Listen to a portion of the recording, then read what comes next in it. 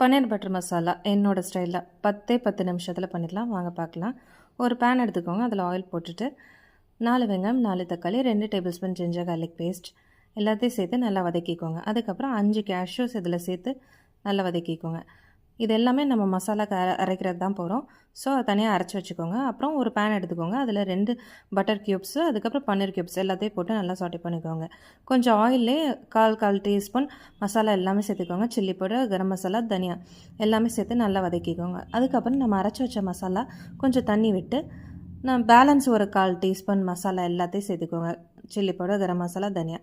அதுக்கப்புறம் ஒரு table spoon சுகரும் கஸ்தூரி மேத்தியும் கொஞ்சம் க்ரீமும் விட்டு இறக்கிட்டால் சூப்பரான ஒரு டேஸ்டியான பன்னீர் பட்டர் மசாலா ரெடி. இது சப்பாத்தி, நான், பூரி எல்லாத்துக்குமே சூட் ஆகும். இந்த ரெசிபி கிட்ஸுக்கெல்லாம் ரொம்ப ஃபேவரட்டாக இருக்கும். இந்த ரெசிபி பிடிச்சிருந்தா உங்கள் ஃபேமிலி ஃப்ரெண்ட்ஸ்க்கு ஷேர் பண்ணுங்கள். மறக்காமல் என்னோடய சேனலுக்கு சப்ஸ்கிரைப்